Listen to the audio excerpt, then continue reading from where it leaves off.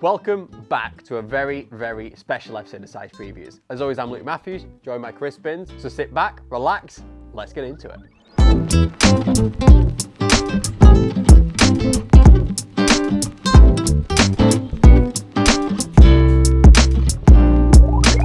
So this isn't your typical episode of Size Previews. We have often referred to this big, vast archive we have in our office, haven't we? It's very well documented. However, whilst exploring the archive last week, we found a section at the back, I mean, it's a big space, of about 50, there's probably more actually, there's more than 50. I think we just got a selection, didn't we? We didn't select them. We've not seen what's in these boxes. These boxes are kind of like blind boxes. Yeah, so these blind boxes have just ominously appeared behind all these other boxes. So we thought, what better way to actually explore them and to do it in front of you guys? We're going to reveal it right here, right now. Yeah, we've not seen any of this yet, so we don't know what's in the boxes. Normal service will be resumed next month, but for this one, we're going to get into some of these random boxes. We do need gloves on. Knowing what's in the archive, there's some old stuff. Come prepared. You have. We always take these gloves everywhere with us. Just in case. Just in case, you never know in this job. I look a bit like a mime artist at the moment, but... Right, so the first one, I don't know what to expect. I know there's some mad stuff in this part of the archive, so... It's some form of adidas leisure golf-inspired shoe. I mean, we've seen a lot of this kind of stuff coming back over the last few years, haven't we? Like, a bit of kind of this kind of stuff coming through what Gary was doing in Special as well, but yeah. I'm a massive fan of the leisure shoes. I've seen this one a long time ago. It's a good few years since we've seen this. It's mad to see this kind of product in it. I mean, if it is a golf shoe, it's a long way away from the kind of golf shoes that we wear these days. But yeah, and it's nice when you look into these shoes because you reference things like Punstock, Albrecht, and you can almost see where the DNA and elements have evolved from. And there's actually like some arguments to say there'd be a little gap for some of this more leisure-inspired product to come back. Yeah. Do you know what's mental about this? Like, the condition of this shoe is mad. Yeah. Like literally, there's no crumbling. I mean, I wouldn't want to put it on, but no, I mean, it looks. But like, I don't think that would crumble. No, I don't think it would. It's mental how good a condition it's in. These are quite substantial as well, to be fair. That's quite the bad boy then. Yeah. But yeah, again, even the footbed is like still impeccable. This looks like it's never been worn, so I don't know where we've acquired or when we acquired this one to the archive, but it's a bad boy. Also, next one, you ready for this? Yep, yep. It's exciting, this. I mean, it's making me want to go to the toilet. Blimey. Woo! Blimey. So this obviously is part of the kind of whole EQT piece from the early 90s. Well, adventure. Yeah, exactly. It's a banger, obviously a women's shoe, I would say, as well. Yeah. That is an absolute banger of a colourway, that. This kind of product's really relevant now, isn't it? Like you could bring that shoe out now and it's just as relevant now as it was then. I mean, then it was used obviously for probably an outdoor purpose, but now you see we see a lot of this product out there on the streets that is just used for like walking around. It feels very now. Well, it's gone from being probably, I'd say, more over the last few years, more of a trend-led piece to being a fully fledged category in our store. Adventure would fit perfectly into that. Execution is brilliant, materials are great, lace details really interesting, tongue branding's really interesting as well. So that is starting to crack a little bit on that tongue. Do you know what I love about it like this? I mean, we're only a few boxes in here, but like, what I love is like these, because we've obviously took from that certain section, we're not pulling out the usual standards, and you know what, we have got them there. We've got City Series and all the kind of, all the grails and the classics, and of course we have, but we wanted to do something a little bit different and pull different product that people probably didn't even know existed or that's been around previously. Do you know? And what I like about this, and Adidas are one of the best brands at doing it, every new product they reference, their past informs the future. Exactly, so you can see so many little elements from these old products that have gone into informing these newer products. I mean, to say this shoe's probably from around about 1990, 1991, I'd probably say. I mean, somebody out there might be able to correct me, but condition again is ridiculous. Yeah, it is. Oh, Torsion Dimension, look at them. Now they do look like they're starting to go, the midsoles, but firstly, what's significant about this, and I think it's a really good one to call out, Torsion goes in that sort of, again, going back to timelines of like key massive innovation pillars for the industry across the board. It's so significant and it's paved the way for a lot of these new technologies as well. Well, the mad thing about this one is this actually had a kind of re-release. It wasn't exactly the same, but there was a lot of similarities in the shoes around about 6 years ago. It didn't really caused many waves, but at the time I absolutely loved it when it kind of came back. This is amazing though, a great shoe. I really love these kind of shoes. I mean, just the details in this, and again, this would have been like early 90s again, and look at like the technology that's in the shoes for that kind of timeline. Yeah, the tech's amazing. There's so many nice details. I love this panel here, obviously, just from a branding perspective. And then the colours are great as well. Like, I love the 2 shades of blue there and how they've done it. And even like this heel clip and stuff like that, it's just stuff you don't really see on shoes anymore, do you know what I mean? And there might be a reason for that, but I just quite kind of like it. Straight away you can see that kind of 90s aesthetic in it, that 90s influence in it, but at the time, this shoe would have been pushing the boundaries as well. No, 100%, and that's one thing we need to look at when we're looking at these shoes. These are almost time capsules now. Yeah. And this at the time was the pinnacle of innovation. Yeah. Torsion was, at the time, the pinnacle of innovation. Yeah. And these materials now, we refer to all these real high-profile, lightweight shoes. This was the evolution back then. Yeah. And it's really important to see that, yeah, this at the time was fighting at the front of innovation. This is a bit of a difficult one to... So there's some form of running spike made in West Germany on the tongue. What I would say is this is a proper athletic shoe to serve a purpose. But you can see how much it's influenced by what probably was in the kind of normal running range that people would have been wearing on the streets at the time. You mean them kind of that real acid yellow, them kind of real bright colours that came around that kind of ZX8000 period, I would say. Do you mean? And you can see how that shoe translates into that. Yeah, 100%. And you can also see a lot of this sort of like midsole detailing, and especially throughout the outsole. This was actually used on a lot of references throughout that women's collection we've had in store quite recently at the end of last year. And I mean, one thing that instantly screams out to me, and I don't know if she wore this product, but it's very Flojo in terms of colours and this piece 100%. here. I mean, she did wear a bit of EQT, but I think early on she would have worn this kind of stuff. But I mean, this for me is, again, what's mad about this is we see this product and then it's like the little cogs to turn in your head. It's like, where can we apply this colourware? Can we look to other shoes we can do? Do you mean, is there something we can pull from this? Is there some storytelling we can pull from this? Because these shoes, obviously, this one must be what? You're talking 30 years old or something like that now, at least. So it's yeah. And I mean, one thing I love about the shoes at this time, and you've actually started, the teams have started to actually bring these back in, but the laces. Yeah. The laces are the perfect width, they're the perfect material, and it's nice that you can start to see in some of the ranges that we're working on now, and we're starting to see land in store now from Adi.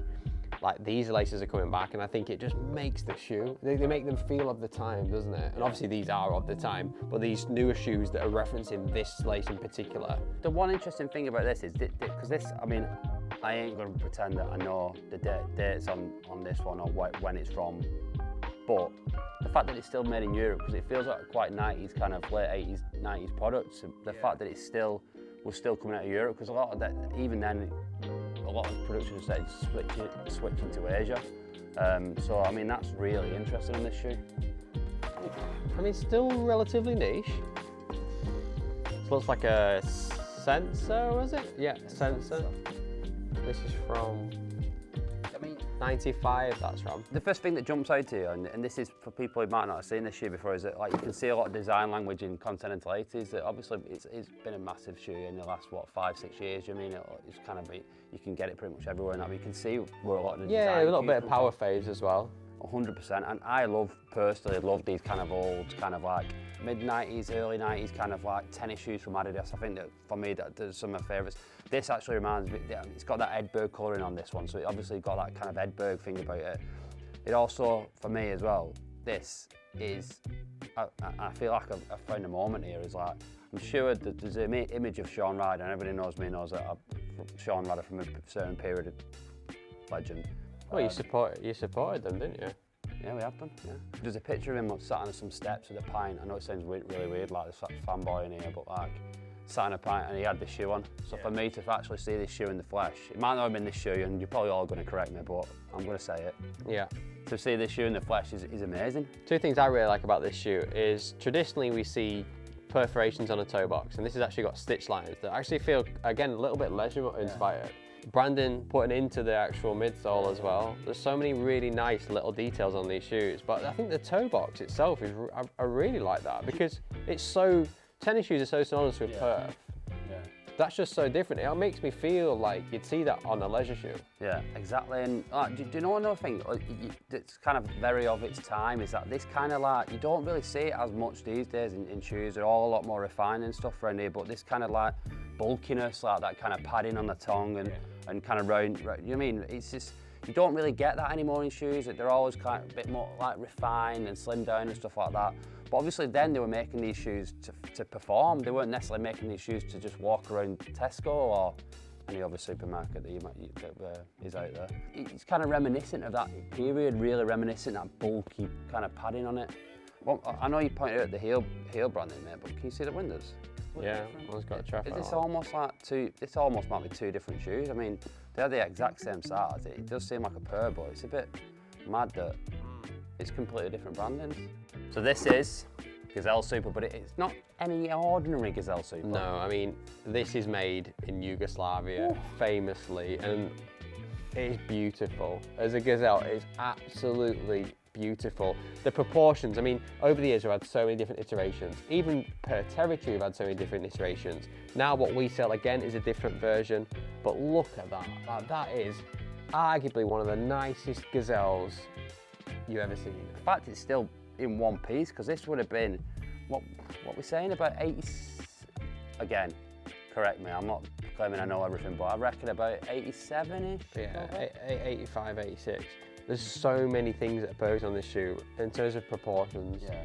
Like the tongue branding's perfect in terms of just proportionally the midsole, the striping, the heel, the branding executions across the board. And again, we reference the laces. Like, look at the laces. There is actually the size sticker, man. The gold size sticker that always like, for me that's just something like personal. We've not really referred to this in any of the ones we've unboxed, but look at that beautiful aging of the colours. Yeah. Like the colour of the midsole is something that we strive to actually achieve on a lot of the projects we work on to make it feel, do you want that? Yeah. Over time. Like that looks perfect, and it's actually so, like, this is the colour. You can't even explain. Highlighting it's like these store, like we said about the colour, but what I'm saying, like these shoes almost tell a story to a certain extent. Like one's obviously a different colour to the other. So where's this one been? That one's, you mean, has that one been on display in a store or something like that? It's just all these little stories. Because this shoe is like, what? If we're saying 87, you could do the math. I don't know. Is it like 30 odd years old now? So for me, best one you've seen so far? Yeah, I'd say so. Oh, we've continued to go in with another, look at absolute classic. ZX710, famously from 1987, if I'm not corrected, from when we actually did all the content on it. I can verify that it was definitely 87. One of my personal favourite ZX models, and famously worn by none other than Mr. West. Mr. West himself did famously wear this model, but look into this execution itself. Made in France, so many nice sticker detailing as well on the footbed. Yeah, that's beautiful. That, I mean, just the whole shoe's great anyway. Like, this is one of the things that jumps out is that one's still actually got the little booklet on it, which is, I love them details. You know what I mean, at the time people wouldn't even thought to ask about stuff like that, but now when you look back, and I can't believe that this one is, I mean, I say it's in good nick, I wouldn't want to wear it because it's literally going to break in our hands, but it's almost like being in a bit of a museum today, isn't it? It has, yeah, and this is another one where you can see from the Dellinger webbing there, it's starting to age really beautifully, and just some of the colours, they start to fade and they go this yellow colour. And we try, and you'll notice it in a lot of projects, we try and bring it out, but one thing that's so hard to replicate now is how nice these materials are. Like that tongue material is incredible, and it just makes the shoe, I don't know, just everything feels so elevated, and obviously it just feels premium. It feels so premium, this shoe. Yeah, I genuinely feel lucky to be handling some of these shoes. I bet some of these shoes are the kind of shoes that you guys are chasing out there, so. The colours are amazing. Like you can see in terms of this, the yellowing around the midsole here, but it just, everything about it, just what makes the shoe. And little stickers and that, like you said, just everything, the laces, just how beautiful these shoes are. Like, we're trying to replicate this. Our day job is to try and replicate this with the stuff that we do, and it's to see the actual original kind of shoes in its purest form almost makes you want to down tools and think, well, we can't really replicate that at all.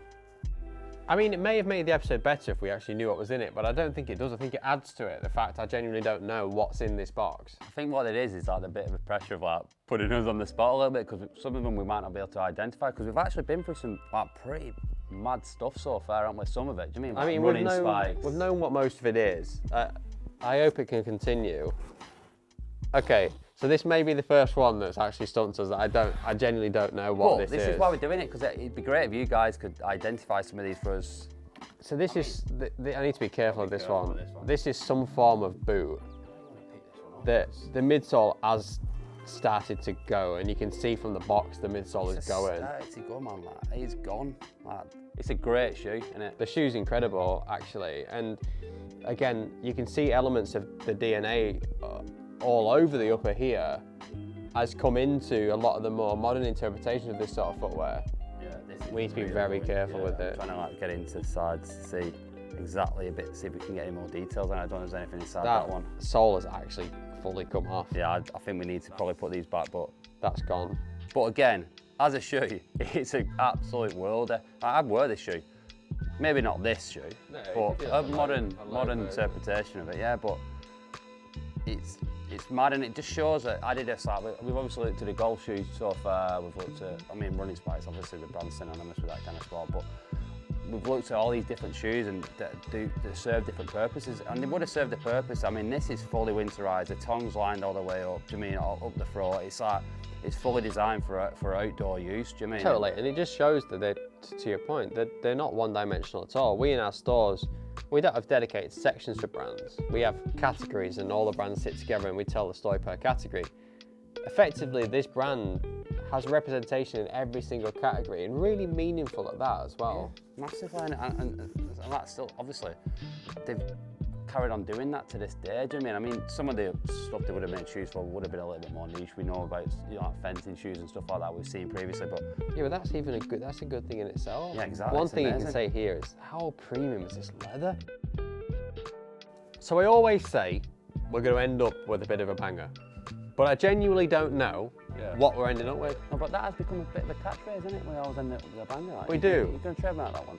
I'm thinking about ways I can word it in, but in terms of this one being a bit of a banger, I genuinely have no idea what it is. And we've said that a few times, but I only want to reinforce the fact this is going to be the crescendo, whether we want it to be or not. Well, the thing is that we wanted to do that. We could have looked at these shoes. We could have done a bit of research, like you said earlier on, but we wanted to do it together. You know what I mean? You know, kind of all interactive, and we all get involved in it at the same time and get as surprised as each other. So let's go for it. The last shoe. Okay. Oh, and it is a banger. Do you know what's mental? Like, genuinely, right? First of all, banger. 2 shoes for the price of 1 as well. Both bangers. Do you mean? These are absolute worldies. Made in Yugoslavia as well. Blimey.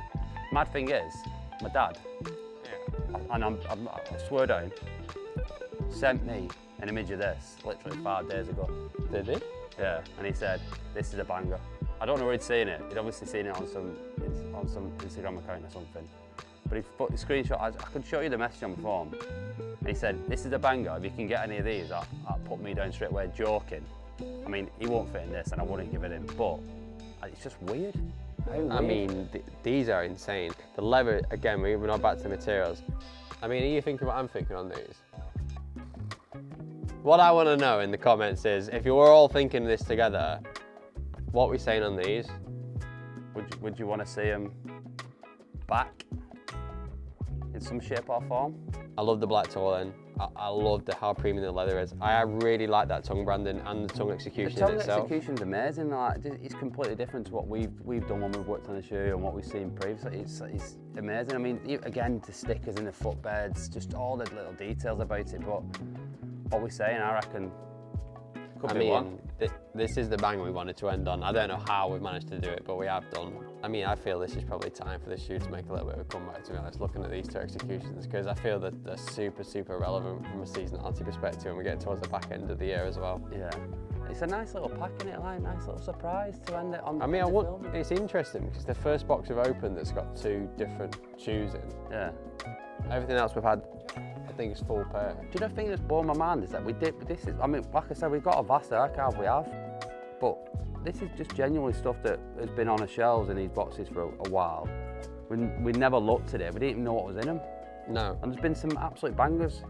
What'd be interesting is have you enjoyed this? And then do we again go back into the archive and do another episode revealing some of these shoes that we've got? Well, in we our have archive? hundreds of pairs, so if you do enjoy this content, let us know, because we've got loads of pairs from loads of different brands as well. This is just how it's fallen in terms of we pulled it all from the same brand section. There's loads and loads of stuff in there, so if you know, just please let us know in the comments, because we'd love to do more of this, because I love going through these boxes. I could do this literally all day. I'll keep the gloves on for this. You're going to keep them on all day. I will keep them on all day. So thanks for watching. I hope you enjoyed something slightly different. Like I said, normal service will be resumed next month.